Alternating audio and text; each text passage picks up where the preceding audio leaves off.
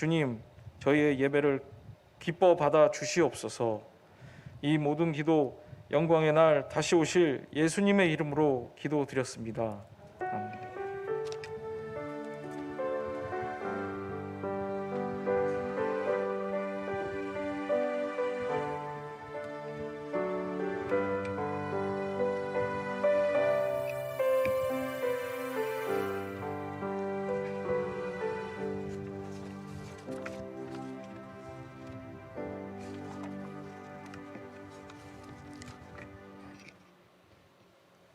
오늘 이 아침에 하나님이 우리에게 주시는 말씀은 누가복음 9장입니다. 57절에서 62절까지의 말씀입니다.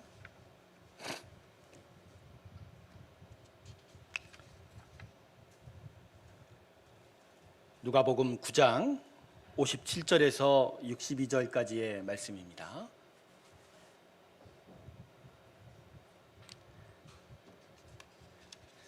저와 여러분이 한 절씩 서로 나누어 읽을까요? 제가 57절부터 봉독합니다. 길 가실 때에 어떤 사람이 여짜오되 어디로 가시든지 나는 따르리이다. 예수께서 이르시되 여우도 굴이 있고 공중에 새도 집이 있으되 인자는 머리 둘 곳이 없도다 하시고 또 다른 사람에게 나를 따르라 하시니 그가 이르되 나로 먼저 가서 내 아버지를 장사하게 허락하옵소서. 이르시되 죽은 자들로 자기의 죽은 자들을 장사하게 하고 너는 가서 하나님의 나라를 전파하라 하시고 또 다른 사람이 이르되 주여 내가 주를 따르겠나이다마는 나로 먼저 내 가족을 작별하게 허락하소서. 예수께서 이르시되 손에 쟁기를 잡고 뒤를 돌아보는 자는 하나님의 나라에 합당하지 아니하니라 하시니라. 아멘. 할렐루야. 우리 하나님께 영광의 박수 올려드리겠습니다. 하나님, 이전에 이스라엘 백성들에게 안식일의 예배는 율법이었죠. 규칙이었고 형식이었습니다. 심령에 하나님을 만나는 것이 율법의 본질임에도 불구하고 하나님을 만나지 못했던 예배가 그들의 율법, 그들의 제사였죠. 그러나 우리의 예배는 주님의 부활하심을 기념하는 것입니다. 할렐루야.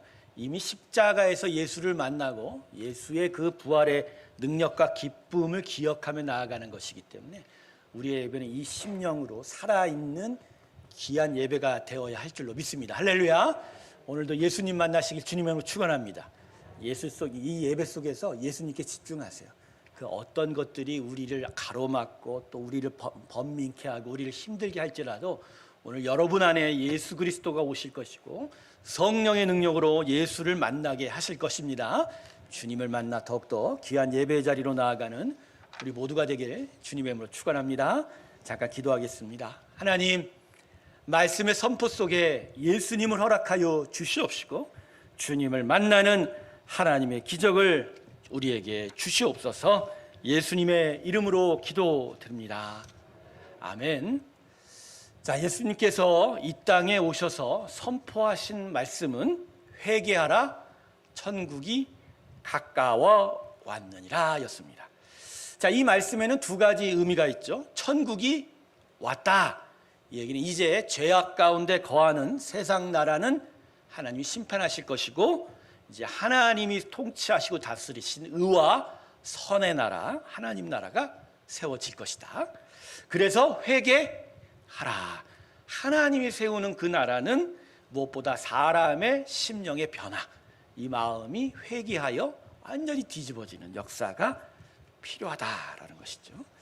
그런데 예수님께서 이 천국 복음을 선포하실 때 항상 한 가지 말씀을 덧붙이셨어요. 그게 뭐냐면 나를 따르라 였습니다. 나를 어떻게 하라고요? 따르라. 그냥 물리적으로 나를 쫓아 발걸음을 같이 하라 정도가 아니라 예수님의 가르침과 그분의 삶을 따르고 쫓고 배우고 닮아라. 할렐루야. 자, 그런데 무슨 이유로 예수님께서 이 복음을 선포하면서 나를 따르라 라고 말씀하셨을까요? 이 세상에 예수께서 복음을 선포하고 십자가의 구원을 이룬 것으로는 하나님의 나라가 완성되지 않습니다. 하나님 편에서는 이미 시작하셨지만 결국 하나님의 나라를 이루어갈 주체는 바로 이 땅에 당신의 자녀 삼은 당신의 백성인 거죠. 그래서 그들의 자녀 그 백성 가운데 회개가 나타나고 그리고 하나님을 따라 예수를 따라 온전한 삶을 닮아가는 일이 나타날 때 비로소 구원의 나라 하나님의 역사는 완성이 된다라는 것이죠. 그래서 천국 복음이 선포되면 반드시 그 복음은 우리로 하여금 주님을 따라 쫓을 것을 요청하고 있습니다. 할렐루야. 그래서 여러분, 우리가 다른 이방의 우상 종교와 다른 것은 우리는 그저 우리의 기복, 우리의 안전만을 위해서 나무와 돌로 깎아 만든 우상에게 절하는 그런 종교가 아니라 우리는 하나님에 의하여 하나님이 원하시는 나라, 하나님 원하시는 그 삶으로 변해가는 그 변화와 그다음에 새로운 삶이 바로 우리의 신앙의 초점이 되는 거예요. 그래서 오늘 이 예배 계실 때 예수님께 집중할 뿐만 아니라 그 예수 안에서 결국 예수님이 우리를 어디로 인도한다고요? 새로운 구원의 삶, 새로운 믿음의 삶으로 인도한다라는 것을 기억해야 할 것입니다. 자, 그래서 오늘은 이 본문을 통해서 예수님께서 말씀하신 그 말씀들을 살펴보면서 주님을 따르는, 예수님을 따르는, 그래서 천국 복음을 완성하는 삶이 어떠한 의미와 또 그러한 삶이 요청되는지를 우리가 한번 구체적으로 좀 살펴보려고 합니다. 첫 번째, 예수를 쫓아 예수를 따르는 것은 십자가의 고난을 받아들이는 것이죠. 여러분, 처음부터 참 무겁게 설교가 진행이 되죠. 갑자기 얼마 안 돼서 십자가의 고난을 받으라 이렇게 얘기하니. 근데 여러분, 복음은 십자가가 없으면 복음이 아니에요. 하나님의 나라는 십자가가 없으면 하나님의 나라가 아닙니다. 예배 안에 십자가가 없으면 그건 예배가 아닌 것이죠. 자, 57절과 58절 제가 읽을게요. 길 가실 때 어떤 사람이 여짜오되 어디로 가시든지 나는 따르리다. 예수께서 이르시되 여우도 굴이 있고 공중의 새도 집이 있으되 인자는 머리 둘 곳이 없도다 하시고, 어떤 한 사람이 예수님을 찾아와서 자신은 주님을 따르겠습니다 라고 고백하였습니다. 이 사람은 마태복음의 동일 본문을 보면 서기관이었다고 합니다. 서기관이 누굽니까? 당시에 기득권 층이기도 하고 종교 지도자이면서 예수님을 시기하고 핍박하던 자들 아닙니까? 근데 그런 서기관 중에 한 이 사람이 예수님께 나와서 자기가 예수님을 쫓겠다라고 이야기합니다. 참 가상한 일이겠죠? 그런데 이 서기관의 이러한 고백에 예수님께서는 우리가 예상치 못하는 다른 반응을 하셨습니다. 그래, 나를 따라와라 이렇게 응답하지 않고 뭐라고 말씀하십니까? 58절에 여우와 새들도 가진 잠자리인데 나는 제대로 가지지 못했다라고 말씀합니다. 여러분, 이건 왜 이렇게 예수님께서 말씀하신가요? 예수님은 서기관의 그 마음을 꿰뚫어 보신 거예요. 비록 입술의 고백으로는 자신을 따른다고 하지만 그 마음에 문제가 있었다는 거예요. 예수님이 보시기에 이 서기관의 마음 속에는 예수님을 따르면서 당연하게 겪어야 될 수많은 의의 고난에 대한 어떤 동의와 수용이 없었다는 거예요. 단지 누구와 동행하게 되면 그냥 당연히 겪어야 되는 어느 정도의 수고 정도만 기억했던 거죠. 그러기에 주님께서 자신을 따르는 일은 잠자리도 제대로 가지지 못하는 그런 희생과 고난이 따른다는 것을 다시 그에게 가르쳐 주신 것입니다. 즉 이렇게 말씀하신 거예요. 서기관에게 너가 따르기 원하는 길은 영광의 길이 아니라 고난의 길인데 너 정녕 나의 길을 따를 것이냐라고 오늘 말씀하신 것입니다. 그러니까 이 서기관은 예수님이 많은 사람들의 인기를 끌면서 무언가가 될 것 같이 보이니까 예수님 편으로 옮겨온 거예요. 즉 자신의 이익 때문에 예수님 편에 선 거지 진짜 예수님을 따라 쫓아가겠다고 고백한 건 아닌 거죠. 그러니까 더더욱 예수님이 걸어가야 될 앞으로의 십자가의 길과 그 고난의 의미에 대해서는 한 번도 생각해 본 적이 없었다는 것입니다. 이로 미루어 봐서 우리는 진짜 우리의 신앙의 삶의 의미를 다시 깨달아야 합니다. 성도 여러분, 저는 분명히 여러분에게 가르칩니다. 또 나눕니다. 예수님을 따르는 일은 반드시 고난이 동반됩니다. 할렐루야. 목사님 뭐 이런 부분에서 할렐루야 하네? 아니죠. 십자가의 고난 위에 쓰는 것이 결국 우리 인생에 주시는 하나님의 복입니다. 할렐루야. 십자가의 고난이 있기에 예수의 생명의 부활이 있습니다. 할렐루야. 의의 고난을 넘어설 때 평강의 나라가 우리에게로 찾아옵니다. 변화산의 그 극치의 천국의 기쁨은 십자가가 세워진 골고다 언덕을 넘어서야 하는 것이죠. 우리에게는 진짜 제대로 믿었다면 십자가의 고난이 반드시 따라오게 되어 있어요. 그건 우리가 예수를 믿는다라는 이 세상을 향한 자기 증거예요. 결국 내가 십자가를 따른다는 건 십자가를 똑같이 배우고 십자가의 길을 내가 온전히 닮아가겠다는 거거든. 그렇게 되면 예수님 가르침 그대로 따라야 하기에 자기가 손해볼 수밖에 없고, 때로는 예수님을 위하여 모욕도 참아내야 되고 하나님의 영광을 위하여 자기를 계속 낮춰야 되고, 어떤 경우는 목숨까지 내어 놓아야 할 그런 일들을 우리가 겪어야 한다는 것이죠.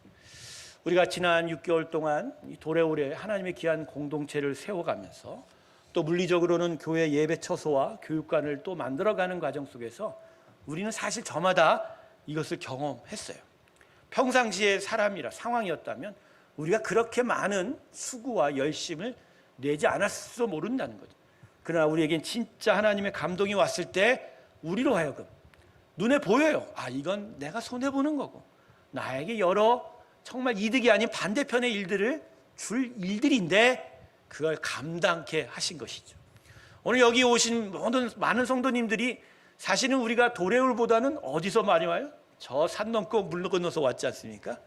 이 아침에 그 길을 뭐하다 않고 여기까지 왔다라는 것, 그 수고를 우리가 다한다는 의미가 뭐죠?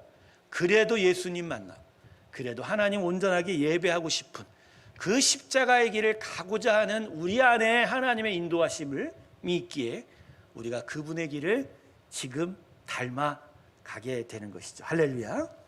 그래서 여러분, 예수님의 길, 예수님을 쫓는 따르는 길은 예수가 가셨던 십자가의 길의 가치에 대한 동의가 필요한 거예요. 결국은요, 믿음은 예수님이 선포한 천국 복음, 예수님이 가르치는 천국 그 영원한 생명에 대한 동의가 수반되어야 돼요. 즉 예수님이 이 땅에 있으라 하고 한, 예수님이 그것을 주시겠다고 하는 것을 우리가 네, 나는 그걸 원합니다, 나는 그 가치대로 살겠습니다 하니까 그 가치가 귀하게 여기고 다른 것들은 아니게 되니까 우리가 손해도 보고 우리가 고난도 당하게 되는 것이죠. 그래서 여러분에게 오늘 이 중요한 이야기를 나눕니다. 예수님을 따르는 일은 세상의 유익을 기대하는 차원은 결코 아니라는 거예요. 여러분 마음에 이것이 여러분에게 오늘 은혜 되길 주님의 이름으로 축원합니다. 이제 우리는 세상의 유익을 기대하는 자가 아니에요. 십자가 위에 서서 하나님의 나라를 기대하는 거예요. 그 나라 안에 있는 우리가 하나님의 나라가 강성해지면 강성해질수록 그 나라가 우리에게 주는 영원한 생명과 참된 기쁨과 그 평강을 누려가는 것이 바로 우리의 신앙의 삶의 가치인 것이죠. 결국 예수 믿는 사람들이 왜 신앙의 삶에서 자꾸만 힘들어지고 미끄러지고 여러 허물들을 보입니까? 결국 예수 안에서 자기 유익을 너무 쫓기 때문인 거죠. 그것을 쫓지 않고 내려놓을 때 비로소 우리 안에 하나님의 영광과 그 나라가 나타나게 될 줄로 믿습니다. 영국의 신앙 격언 중에 이런 말이 있어요. 하늘에서 구원의 면류관을 쓴 자 중에 이 땅에서 가시관을 쓰지 않은 자는 단 한 사람도 없다라는 것을 오늘 마음에 기억하면서 진짜 우리가 얻고 또 이루어야 될 저 천상의 영원한 나라를 향하여 이 땅에서 보다 더 주님을 따라가는 귀한 십자가의 삶이 있기를 주님의 이름으로 축원합니다. 두 번째는 주님을 따르는 것은 최우선의 선택을 요청받는다는 것이죠. 59절과 60절을 한번 보세요. 또 다른 사람에게 나를 따르라 하시니 그가 이르되 나로 먼저 가서 내 아버지를 장사하게 허락하옵소서. 이르시되 죽은 자들로 자기의 죽은 자들을 장사하게 하고 너는 가서 하나님의 나라를 전파하라 하시고. 아멘. 예수님께서 자신의 말을 듣던, 천국 복음을 듣던 어떤 자에게 얼굴을 들이미고 말씀을 이렇게 전하십니다. 나를 쫓아라. 근데 그 사람의 대답이 뭐라고 하죠? 아버님 장례 이후에 주님을 쫓겠습니다. 그러니까 주님을 쫓겠다는 마음은 있는데 지금 자신에게 급한 게 뭐라고요? 아버지의 장례다. 아마도 이 사람은 아버지의 죽음을 앞두고 있는 아버지를 모시고 있었던가 봅니다. 그래서 본격적으로 예수님을 쫓아가곤 싶은데 아버지가 마음에 걸린 거예요. 그래서 얼마 남지 않은 부친의 그 마지막을 잘 모시고 장례까지 잘 치른 후에 주님을 제대로 따르고 싶었던 거죠. 사실 이 사람의 말은 당시 이스라엘 백성들의 사회 간섭으로 봐도 나름 합당한 부분이 있어요. 왜냐하면 이스라엘 사회에서는요, 이 부모의 장례식은 자신들의 것만이 아닌 그 마을의 가장 중요한 행사가 됩니다. 그러니까 이스라엘 사회는 개인 공동체가 아니라 마을 공동체. 그러니까 누군가가 돌아가시고 죽으면 그건 그 가족만의 장례가 아니라 마을의 장례가 되는 것이죠. 그래서 부모 장례를 치르는 자식들에게는 이 율법상의 여러 정결 예식이 있는데 많은 부분이 면제되기도 했거든요. 그러니까 장례 잘 치르러 와라. 자, 부모님 잘 모셔라. 이게 아주 중요하다는 것을 가르치는 것이죠. 근데 주님께서 이 제자에게 뭐라고 얘기하셨죠? 이 사람에게 죽은 자들을 장사하게 하고 너는 어떻게 하라고요? 나를 따르라. 여러분 진짜 예수님 막 가시네요. 사회적 간섭도 무시하는 건가요? 이 말은요, 부모의 장례식이 중요하다는 얘기가 아닙니다. 성경은 부모에 대한 효도를 하나님에 대한 공경 다음으로 아주 중요한 가치, 십계명의 아주 중요한 위치에 놓고 있지 않습니까? 예수님이 이런 말씀 주신 이유는 부모 장례를 걱정하며 주님 쫓는 것을 두려워하고 근심하던, 망설이던 이 사람의 마음의 중심을 보았다는 거예요. 비록 주님을 쫓는 것에 대한 마음이 있었지만 그럼에도 불구하고 온전하게 쫓는 것을 망설이는 그 주저함을 이 예수님이 바라보았다는 거예요. 그래서 중요한 가르침을 이 사람에게 준 거예요. 죽은 자는 죽은 자에게 맡기라는 거예요. 여러분 이 말이 뭐죠? 하나님에 대하여 죽은 자가 세상을 쫓는다는 거예요. 거꾸로 하나님에 대해서 살면 결국 누구를 쫓아야 된다고요? 참되게 살아계신 하나님을 쫓는, 할렐루야, 이거예요. 여러분 살아계신 하나님을 쫓는 여러분이 우리인 줄로 믿습니다. 우리가 무엇을 쫓아요? 세상을 쫓는 건 죽은 자예요. 진짜 하나님에 대해서 산 자가 되었다면, 진짜 산 생명이 우리에게 있다면 살아계신 하나님, 살아계신 예수 그리스도의 생명으로 우리가 쫓아가게 된다는 거예요.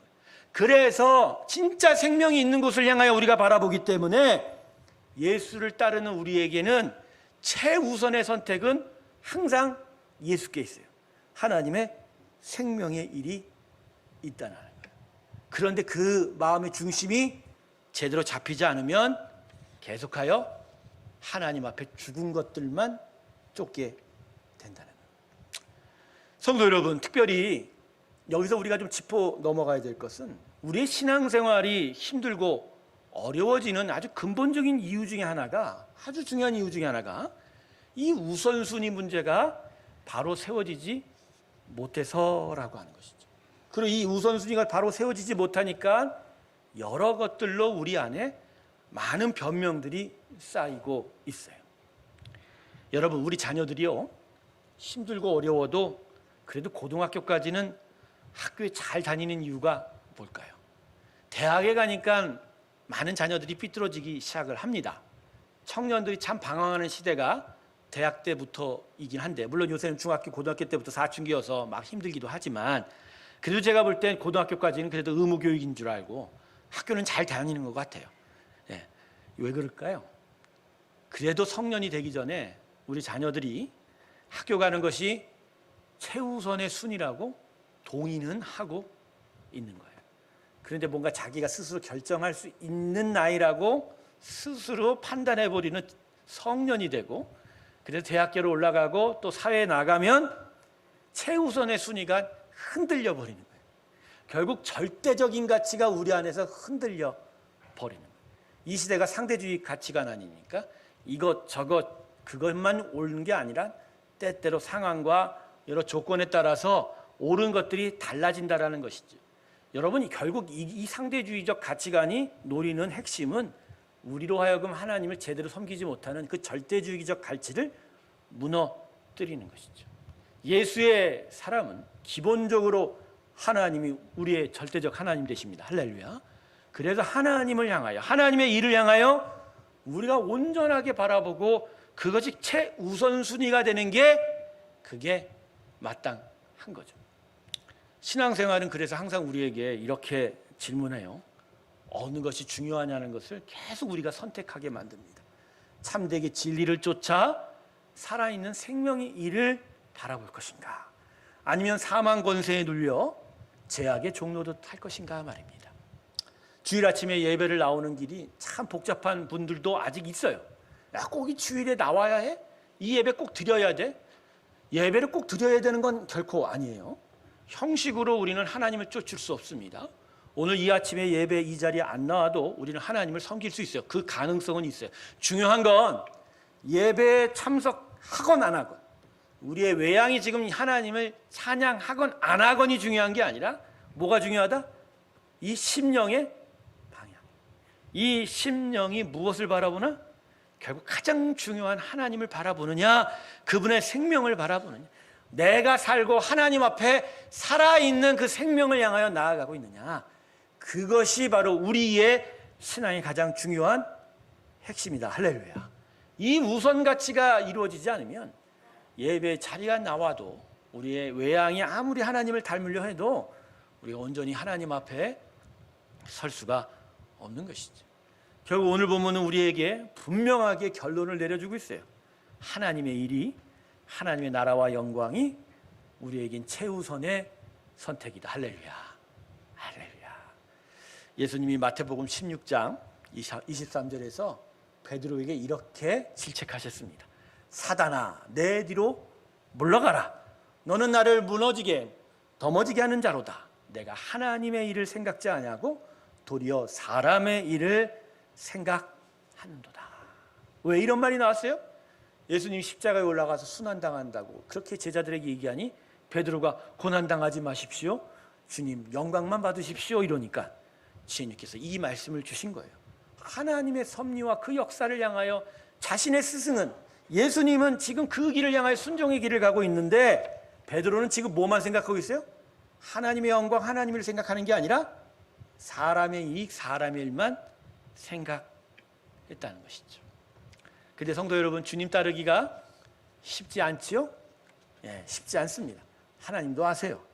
그렇지만 분명하게 우리에게 이야기하는 것이죠. 반드시 따라가야 한다라는 것이죠. 아침에 어떤 한 집사님과 그런 얘기를 나누었습니다. 진짜 하나님은 끝까지 책임지시나요? 네, 하나님 책임지시죠. 하지만 하나님의 그 무한 책임 안에서 사람이 끝까지 불순종하면 그 결과는 하나님이 담보하지 않는다라는, 어떠한 은혜와 어떠한 능력을 통해서라도 그 마음이 바뀌고 그 마음을 따뜻하게 만드시고 그 마음을 하나님을 온전히 바라보게 하시는 하나님이시지만, 그럼에도 사람은 끝내 불순종할 가능성이 있다라는 것이지. 따르기가 어려워서 못 따른 것이 아니라 사실은 따르기가 싫어서 못 따르는 경우가 많다는 것이죠. 그래서 성도 여러분, 어려워 힘들 땐 하나님 앞에 외치십시오. 하나님 정말 어려워요. 마음이 힘들어요. 어쩌면 하나님이 그 소리를 들으시고 마음을 가볍게 해주실지도 모릅니다. 우리 하나님은 그렇게 은자와 긍휼이 많으신 분이에요. 하지만 이 마음 안에 어렵습니다가 아닌 난 진짜 싫어요라고 시작하면 방법이 없을 수도 있다라는 것이죠. 그래서 본문 62절에서 주님이 이렇게 말씀합니다. 손에 쟁기를 잡고 뒤를 돌아보는 자는 하나님 나라에 합당하지 아니하니라. 여러분, 이 말씀이 진짜 우리에게 오늘 귀한 되새김이 있기를 원합니다. 밭을 갈고 쟁기를 잡은 농부가 자꾸 뒤를 쳐다보면 쟁기질을 앞으로 향하여 할 수 있을까요, 없을까요? 할 수가 없거든요. 결국 하나님께서 우리에게 새롭게 주신 구원의 삶은 앞을 향하여, 하나님이 원하시는 그 삶을 향하여 계속 가는 일이 있어야 되는데, 뒤에 놓여있는 옛삶과 내가 자꾸만 나의 눈길과 마음을 끄는 세상의 일들에 대해서 내 마음을 쏟기 시작하면 우리는 진짜 하나님의 나라를 온전히 이루어 갈 수가 없다라는 거예요. 그러면 진짜 우리 안에 온전한 주의 나라가 세워지지 못한다라는 것을 우리 가운데 기억하시길 주님의 이름으로 축원합니다. 말씀을 정리하겠습니다. 결국 예수님을 따르는 자는 목적이 분명한 거예요. 이 땅에서 생존이 아니라 생명이 목적입니다. 땅이 아니라 하늘이 목적이고요. 육체적인 것이 아니라 영적인 것이 목적이고요. 내 목적이 아니라 하나님의 뜻이 이루어지는 것이 우리가 쫓아야 할 길이요, 바로 주님이 우리를 가르치고 있는 예수님을 따르는 길인 것을 기억하시길 주님의 이름으로 축원합니다. 마지막으로 예화 하나 전하고 마칠게요. 추운 겨울이 지나가고 따뜻한 봄 햇빛이 대지를 녹일 그러할 초봄 때 목동들은 양들을 끌고 나가서 겨울 동안 수북히 자란 양털을 깎는다고 합니다. 양들이 그 털 때문에, 처진 털 때문에 무거워서 움직이지를 못하니까 빨리 깎아줘야 이 양들이 잘 살 수 있거든요. 지금은 기계화가 돼서 아주 쉽고 빠르게 깎았지만 목동들은 예전에 혼자 힘으로 막 가위로 아주 그 양털을 다 깎아내는 중노동이었다고 하지요. 그런데 이 목동들이 한 마리 한 마리 털을 깎고 있는 도중에 이 늦추위가 찾아오는 경우도 있어요. 그래서 갑자기 하늘이 어두워지고 눈보라가 막 몰아치는 경우가 있다고 합니다. 그러면 당황한 목동들은 그 양들을 그냥 다 우리에 몰아넣죠. 일단은 그 눈보라에 고통당하지 않게 하죠. 그러면 다 깎은 양, 절반만 깎은 양, 그리고 아직 안 깎은 양 다 섞여서 우리에 들어가 있지 않습니까? 그리고 눈보라가 다 지나가고 다시 양들을 털을 깎으려고 다시 우리에서 꺼낼 때 양들은 당황하게 된답니다. 왜냐하면 아직 안 깎은 양이나 다 깎은 양은 건강한데 반만 깎은 양은 그새 죽기도 한대요.